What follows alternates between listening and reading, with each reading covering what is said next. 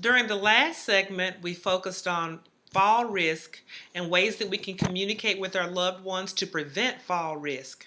So now I'm going to share things that you can do in your home to prevent fall risk.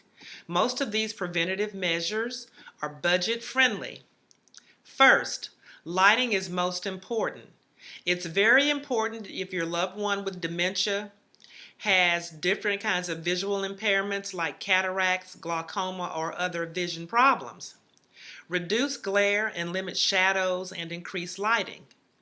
So, what are some other possible solutions? Use night lights in hallways and bathrooms.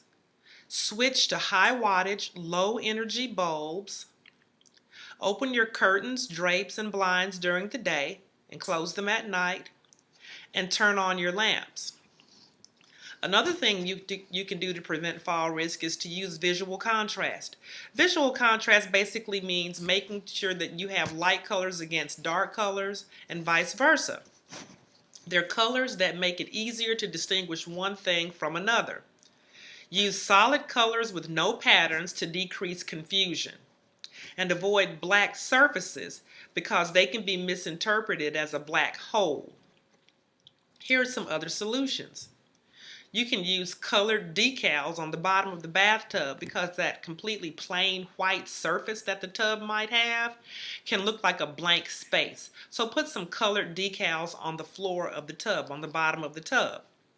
You can also put bright, non-slip tape on the edges or on the steps of a stairwell. Next, keep your pathways clear. Declutter your floors. Keep surfaces level, dry, and non-slip. Remove anything in the pathway that could cause a loved one to trip, like spills. Make sure spills, and this is especially one thing that I had to look out for when my loved ones lived with me, is laundry baskets. When we're doing our laundry, we tend to just kind of put the laundry baskets near the laundry room door or in a hallway or somewhere in a bedroom. So please think about that when you're decluttering or making sure that spaces are clear of things that your loved one could trip over. You can clean up spills immediately. You can secure the area rugs with double-sided tape so that they don't trip over the rugs. You can tie down extension cords or strip outlets. Now let's talk about ways that you can make sure that the furniture doesn't present a fall risk. Remove furniture that can be easily knocked over. If your loved one knocks over like a table or a lamp or a floor lamp or something like that, they can easily trip over it. Use simple furniture arrangements and make sure that there's enough walking space between the pieces.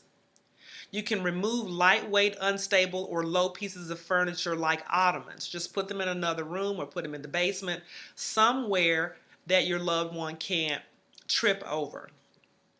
The next thing you can do is to make things easily accessible. You can keep eyeglasses in the same place. You can install rails on stairs and in hallways. You can use a fall alert system like Life Call. You know, the I've fallen and I can't get up commercial? Well, that's Life Call. They're advertising Life Call on that commercial.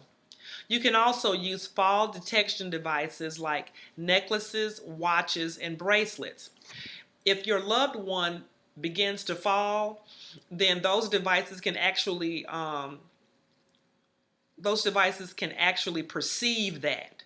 And so those are very good to have for your loved one to wear. And some of them are very secure and make it very difficult for your loved one to take off. You can find these devices at Amazon.com, Walmart.com, or aginginplace.org. Once again, that's aginginplace.org. You can put cups and glasses and utensils in easy to reach places. That way they don't have to go rummaging through the drawers and walking around the kitchen to get to different cabinets to try to find things. And you can label cabinets and drawers. I did this when my loved ones lived with me. I did it for two reasons. I did it for them, and I also did it so that the caregivers would put my things back where they belonged. So I used 3x5 cards, and I labeled what was in the cabinet or on the shelf, and I taped it just using regular old Scotch tape.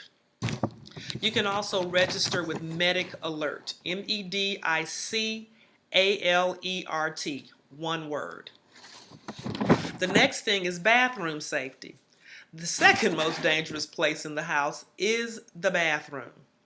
So, think about this. Use non-slip rugs and bath mats, the kind that have rubber on the bottom. You can use a bath chair or bath bench in the shower. Your loved one with dementia does not need to be taking baths. They need to be taking showers. It's most safe for them, and it's easier to get them in and out of a shower than in and out of a tub. So use a bath chair or a bath bench. You can install grab bars by the tub and the toilet. Be sure to use good lighting and night lights in the bathroom.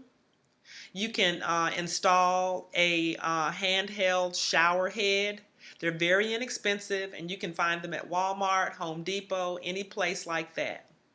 You can also install a raised toilet seat. Those toilet seats have handles on them, and because they're elevated, your loved one doesn't have to stoop as far down to get onto the toilet. Finally, make sure that they have safe footwear. Always check for fit. Some shoes stretch, and if they stretch, they can become floppy, and then they can become a fall hazard. Be sure to buy shoes that have Velcro closures. Avoid house shoes or slippers or flip-flops. Use skid-resistant socks, or if they don't want to wear socks, you can make sure that your loved one has shoes on in the house during the day while they're awake. So I hope that helped, and the next topic is going to be a really hot topic. It's taking the keys away. So I look forward to talking to you, and you take care.